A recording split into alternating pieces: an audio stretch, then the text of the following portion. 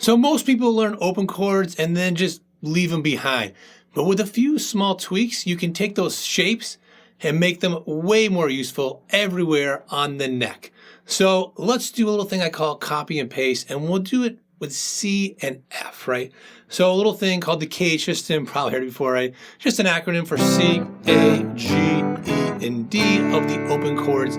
If we take C, right, this open C shape, and we imagine we play like this, and then we slide it up somewhere, like right here, this would be D.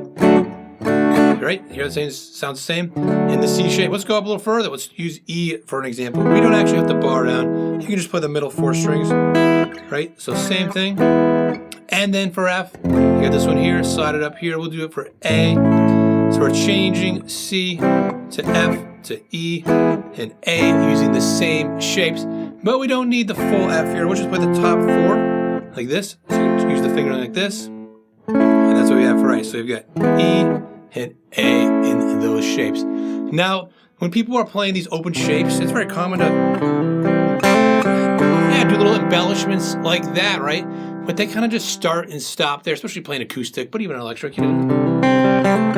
Right, and then F. But they don't move it around on the fretboard, so we can take that same stuff. You just got to try it out. It's the same idea, same shapes, but the fingering will often change, so you kind of have to get used to that. So how do we do that? Up here. All right, and while this is taking the pentatonic scale and playing around it, so you've got, right, so that's that pentatonic shape that's going around that C, open C shape, and then over here.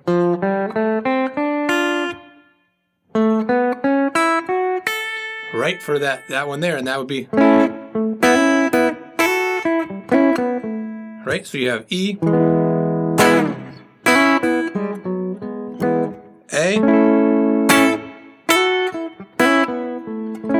So you might not think, okay, you're used to playing, you know, this shape right here, and this doesn't matter if it's A, we're gonna say the A, but it's the E shape. It doesn't matter if you're playing with G here, up C in the E shape or whatever. But you might be used to just playing this, maybe playing that, but you know, a lot of times I don't see people do like this, so I often play this shape like this so that I can get this note down below. It's very different though, playing with that pinky there, and you gotta get used to it. But it really opens things up, you know, it's the fingerings are shifting, but the logic behind it all musically, it stays the same, and it's just a new kind of, you know, mindset shift. It's like you're using the same shapes, but now you've got new neck real estate. You know, this idea of moving these chord shapes up the neck feels exciting, but it's a little confusing.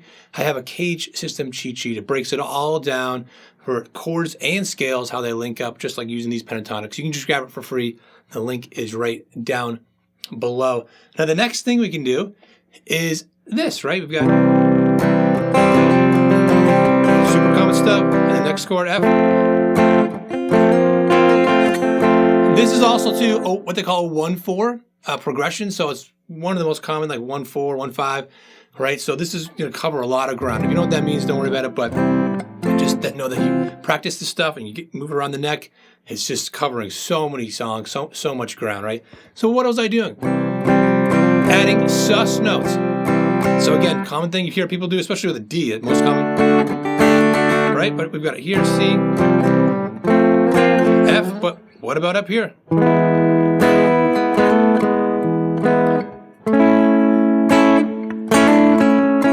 You can even mix it all up.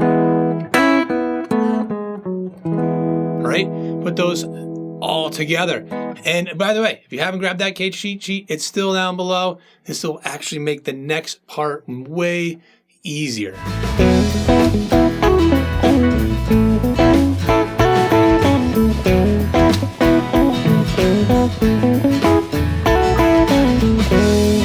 So this next one is kind of transitioning from rhythm to lead, but it's also great for just kind of comping behind a singer, kind of anything in between. I never really think of playing as like it's rhythm or lead. I just think of it as a very gray area. You can kind of play all in between, and this stuff is perfect for that.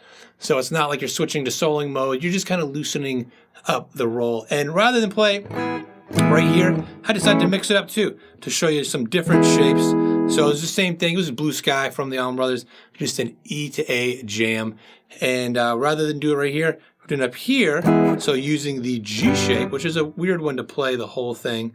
So just kind of playing like this part of it, sliding it way up here to the 12th fret. And that's, you know, here's your G, 3rd fret, here's E, 12th fret. So now you've got this, and then your A in the C shape. So you've got same thing with that pentatonic scale. And then just playing around with it.